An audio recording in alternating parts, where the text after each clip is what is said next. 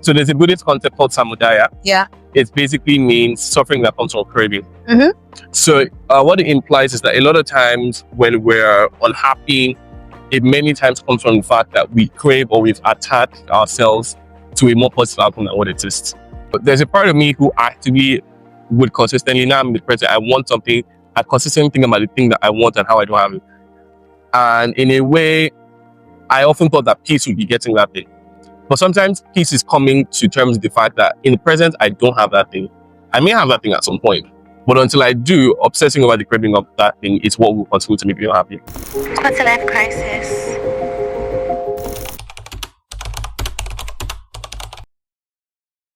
What's something small that's been bringing you joy lately? Reading. Reading? You read a lot? Yeah. What kind of books? Please don't tell me motivational books. No, I hate motivational books. In fact, as you see me, if you give me a motivational book, I will read.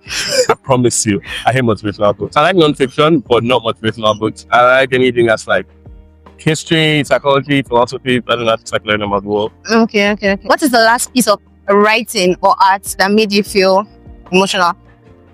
Not emotional particularly, just made you feel. Art. I just finished Blood of Zeus. Really solid. Really I don't know if I loved or hated the ending, but oh my I just know god, that the ending. I was just like, well, at least you got to see his mom, but then he didn't have to die. He didn't have to die. Poor Alexia. But I was just like, I really liked it. It was very solid storytelling. But that's for art. For writing, I recently found this book by Carl Jung, where he talks about the book of Job. Basically, he just like chronicles about Job. And I'm like, this is really solid writing. For someone who's not like a literary writer, he's a psychologist. So looks like this is really, really good writing. Is there a memory you usually return to when you're stuck creatively? I think that I would probably have to try and remember a time when I did something really well, creatively. But that would be good. So maybe the memory that I probably return to the most too are one, sometime in uni, a couple of friends and I got into a contest, like some creativity contest. And we spent a week at a boot camp of sorts trying to learn how to come up with ideas. It was a really solid one, very interesting. So basically, we were learning how to create ad campaigns. Right. But it turned out to be like a masterclass in learning how to come up with ideas. So that's one. The second one was something similar to it, was like a masterclass sort of thing. My office had like a workshop thingy. And these guys came from Netherlands, like a couple of things. And I want to say that that's the first time, not the first time, but it's one of the very few times that I've been in an in-person session with someone and I've learned something absolutely new. He basically walked you like the manual way of coming up with ideas. And it was very ironic because like ideas just come to me like, it just comes. So when they're not coming, it's always very surprising. It's like, now what the hell do I do? So sometimes I refer back to that and it just helps like walk through things to come with that. Okay. How would you describe your writing in 3 emotions? Nostalgic, introspective, and emotive. What kind of stories did you grow up listening to, and how did it shape your voice and storytelling now? Oh, that's a very solid. So I want to say this. It was supposed to be like in 3 phases. So the very first, I started reading a lot of fantasy and Blyton. I grew up in Blyton as a kid. And then I read a lot of, he had this series called The Wishing Chair, where the kids would sit in a wishing chair and to carry them to another land. So I think that there's a lot of my work that's focused on that kind of fantasy. After that, I started to read a lot of African literature, Chimamanda, Ngozi, etc. So that sort of gave some grounding for me to understand that there are African stories and you should learn to write your own stories. And I would say the most important of all of them was Tendeka. He used to write like these really philosophical Christian stories. There were stories about the regular world, but he always had like a very deep philosophical, like Christian undertone. And it turned out like he was always giving like a sort of message to things. There was always sort of like a some sort of esoteric thing to it. And I think that has now touched on my work altogether. I think all my work is sort of very much like that now. When I went through your profile, I saw that you said you write from life and identity. Whose life? A lot of people's lives. My life, well, I often feel like my life is not large enough for just that. I think I write from all types of life. I often say that 2 things have made me a better writer: therapy and taking the bus. Therapy, because like there's a lot of introspection in that. It breaks you apart and you sort of just learn about yourself and you learn to chronicle life. taking the bus because you have the most interesting encounters. Whether it was the one time I used to take the bus and I used to recurrently run into this guy who had 3 girlfriends and 2 of them were sisters, or it was crazy. This was in Ibadan. Or you get in a bus or in an Uber. In fact, even Uber's a great ways. He's on the phone, he's talking to his wife or his girlfriend about something, or he's talking to a friend about his life or complaining about something. People just have very dynamic lives. And like there's a lot of, I get to see that there's a lot of that in this story. So I guess I get to see life, a lot of other people's lives, and like everything just comes back to the story eventually. So what have you discovered about yourself through your writing? I think I have discovered that I am a very nuanced person. I think everybody is. I think everybody is actually, yeah. But you know this thing where you feel like you can define yourself in 2 or 3 terms, and everything that you do ties back to that. There's this type of writing, and I say it's bad writing, you know, honestly, in a lot of shows where the person has one characteristic and everything about them ties back to that characteristic. Whether they're really intelligent or they're really beautiful or they have an interest in a particular thing, everything ties back to that. But I found that like as human beings, we are far bigger than that. Like, and especially as myself, I find that I have interest in particular things, or I find that I have particular emotions that I did not even think were possible, because I'm just like, that's very interesting. That doesn't seem very much like you. And I just realized that personality is very complex. And I think that it's the same for me as well. What is the hardest truth you've ever written? I think often in my life, I have often come off as somebody who is confident in a lot of things that they do. But I think the hardest truth that I have ever written is coming to terms with the fact that a lot of things that I do, and eventually a lot of people do, stems from a projection from shame. You spend a lot of time trying to cover from a shame of something else. There's something you're ashamed of, or a couple of things, and you often find that a lot of the conflict you have with other people stems from protecting that shame. It's like you are ashamed of something and then you're ashamed of being ashamed. So I think that's like, it's a very insane truth, which is very ironic, because as a person, I've always felt like it came off as someone who sort of knew what they were doing, or who was confident in what they were doing by themselves. But the fact that pretty much everything is still protection from that is really interesting to me. And really a little painful too, because it's just like, damn. You're only human. Yeah, well, you know. Is nostalgia a source of comfort or conflict for you? Wow, that's a really good question. I want to say both. There's this thing I've realized of recent that there's times when I'm nostalgic for a time of my life, most likely childhood, where I had fewer worries, where I did not have the experiences that I do now, where I did not have the fears that I do now. But there's also sometimes nostalgia for a period of, I don't want to say chaos, but a period where things were not great, but there was a part of me that was comfortable in that. Yeah. And it sometimes just feels like it's not a great thing. Sometimes I find myself in nostalgia for times when I was unhappy. And it seems insane, but because there's this thing where they say when you're familiar with something. So the time when I was unhappy, or a time when things were a little chaotic, you find a piece of nostalgia for that. Yeah. And it does sometimes you explain to you, and it seems like you're a little crazy, because why do you have nostalgia for times that were not great? Yeah. But there's a part of you that perhaps if you've lived in that kind of space a lot, that is familiar with it. And I was telling a friend once that it gives you a sort of, for a lot of people, I think it's because it offsets disappointment. When you're in a space you're familiar with, you're not afraid that something you're not familiar with can happen. The worst has already happened. Precisely. Okay. So does looking back ever feel like a trap? Not really. Because I feel like for me, I mostly look back. I look back in 2 ways. I look back at a showcase. I'm looking back to just sort of walk, like you're walking through a museum. Oh, this looks nice. This looks great. And you're moving on. You're not dwelling on these things. Yeah. But also for me, I'm looking back because I want to understand how do these things have happened in the past tied to my current identity. What are the things that I do now that exist because of what I've done in the past, or what has happened in the past?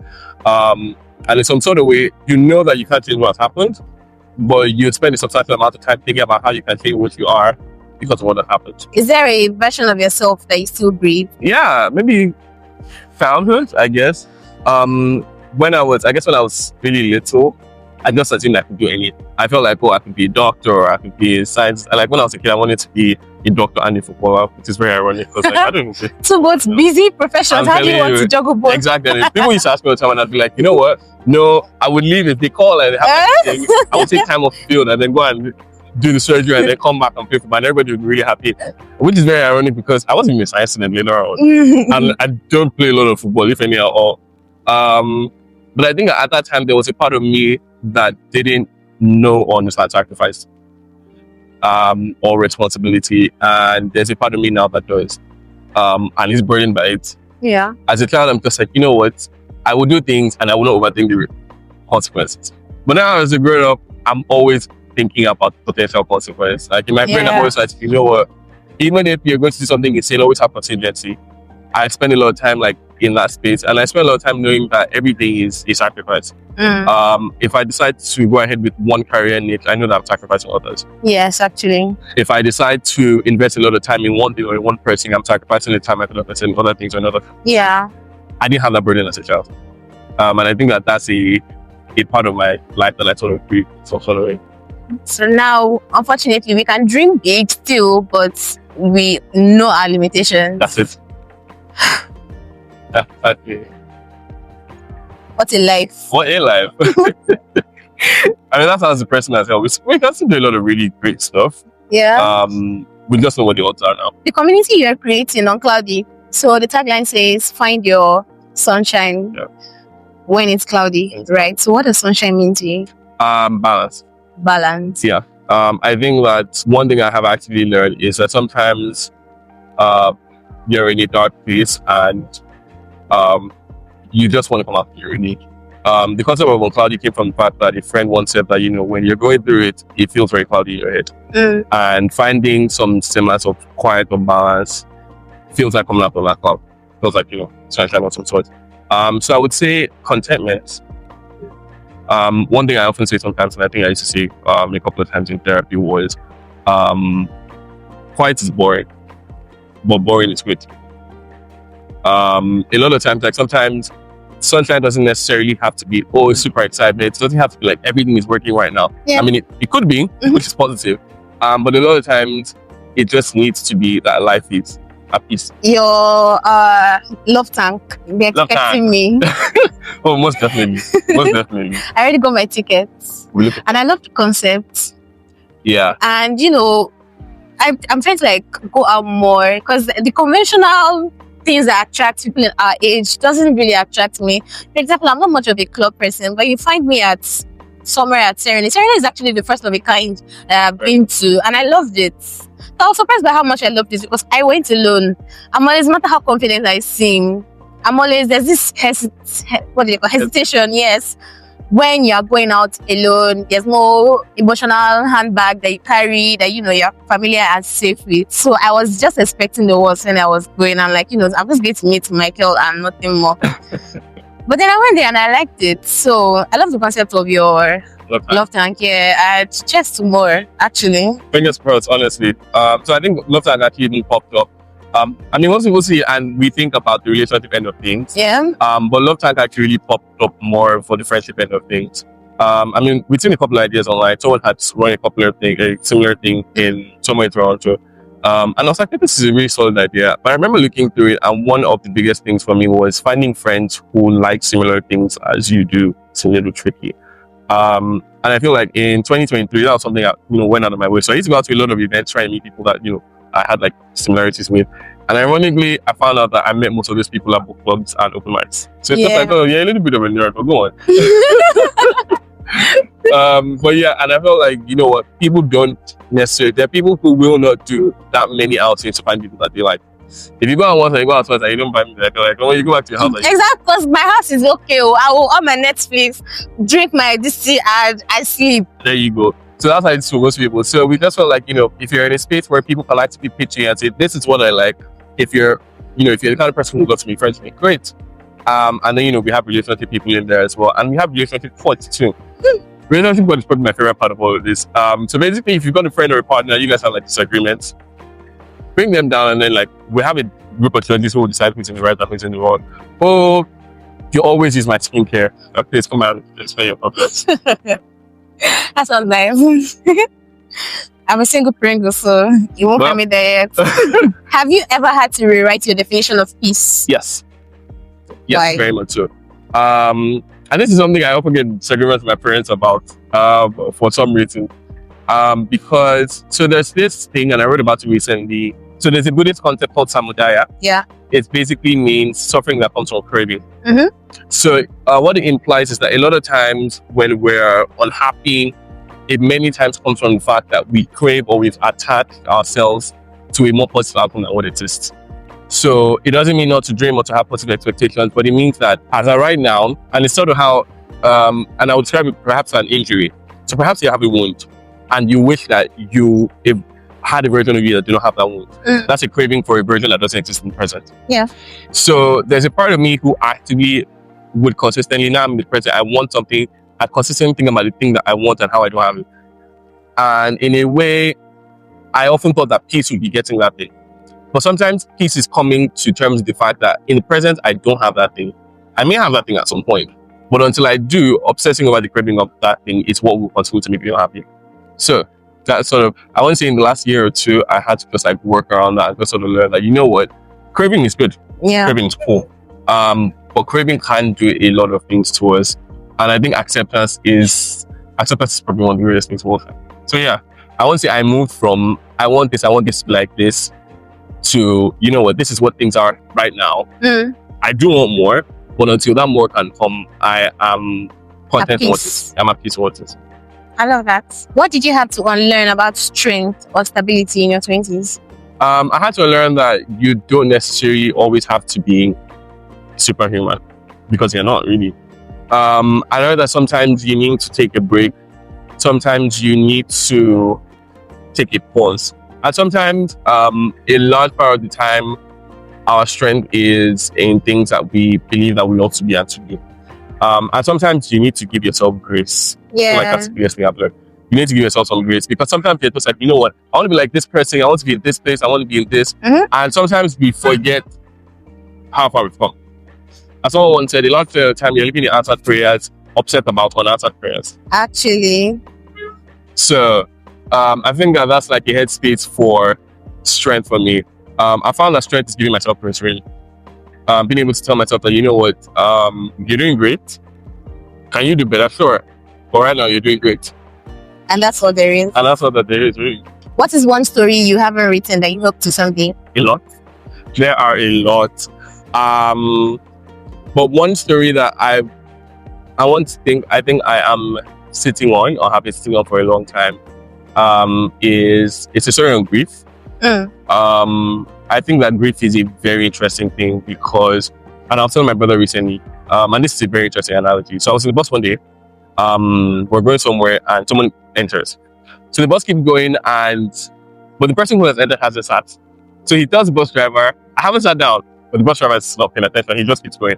So this guy just keeps wobbling as bus trip goes along until he can sit. And it makes me think about, that's how grief is really. Something happens to you, but life keeps moving. That was so deep. But life keeps moving, and like and I think that's one thing that makes a lot of people very upset during grief. Life appears very unsentient. It appears very uncaring. It just keeps going. Someone very close to you could die today. Your boss can call you tomorrow and tell you we have like a really important pitch. And I've had I've never really lost someone very, very close to me. I've had a lot of people around lose close to me. And I've seen that grief is not something that people ever really get over, especially when someone really close to them. Time passes, a lot of time passes, but you just still sort of see that it's still just right there, like the tiny hands of grief, it just still like holds on to you. And even when you find your balance in some sort, as someone said, one day at random, like 3 years later, it can just randomly hit you again. Like, you know what? This person is gone. And it can continue to do that time and time again. So grief is something I've been seeing on a story around grief for quite a while. And I think that's something I would really like to write about. So. And grief changes people. That's the same part of the thing. Like, it really changes people. And I think that if you're someone who's like spiritual, if you're like a believer or so as well, or Christian or Muslim, it has a way of poking a hole in your abuse, because there's this thing about how suffering always feels distant. And then when suffering happens close to you, it's just like, oh snap, this is actually something that's real. And then you turn to God and you're just like, why me? Why me? Why do you do this? So I'm always very, very interested because I don't hope that breaks up to anybody really. But the dynamic between how people decide to move on with their spirituality after grief is something that it's interesting. Some people are, you know what, I'm not doing religion again. Yeah. And some people just move closer. And then so maybe that's exactly so. You know what? No, don't talk to me again, please. I was really telling my parents a story yesterday about Salieri. He was a painter and musician. I think he had a tiff with God. Basically, he asked God for something. God didn't give him. He was really upset. So he throws the cross in the fire and says, you know what? From now on, you and I are enemies. And it's just like a really, really big feeling to have, like, we sort of do these things. But one thing for me, I've always thought is that if suffering has to happen close to you, for you to have this kind of thoughts and emotions, it just sort of means that perhaps you never had like a ton of empathy to begin with, because there's suffering everywhere, really. Yeah. It's a really general. So did it have to happen to you before you knew and you saw it? That's like my headspace. So I'm just like, suffering is a thing, suffering is a bad thing, and I think that we should spend a substantial amount of time thinking about that and suffering. I have a friend that would love you. Anytime I talk to people that are on the same wavelength as me, my my brain just needs to go. I appreciate it. It's like a creative hard-on. Yeah.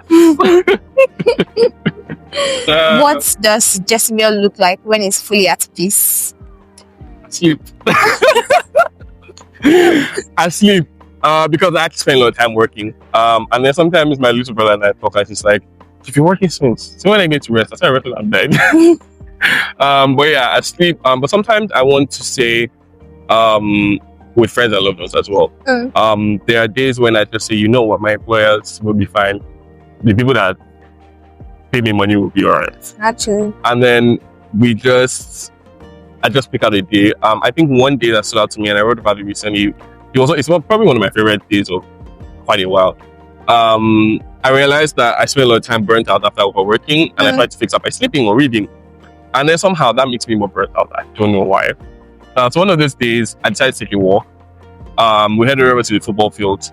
My brother and I went together, and my brother often goes to play football. So like we just went and sat down, and he was just quiet. We just sat down quiet for a while, and then he's like, "Oh, we should race." I'm like, "Bro, I'm old." Like these are old bones. I can't be. And he's like, so I had said something to him a while ago about how nothing is cringe. Yeah. Cringe doesn't exist. And we're already embarrassed by things that we just get embarrassed about. So he's like, okay, so cool. So race me right now. And I'm just like, okay, so we raced about the field a bunch of times, like once it was a little late. And it was a time of peace. It just felt like in that moment, nothing was really expected of me. There was no weight of existence. I was just being, I guess. Just then. Just then. Like that. You said something about overworking and resulting into burnout, right? And before I even got into the corporate life, I remember when I was in, because I've always been an avid reader.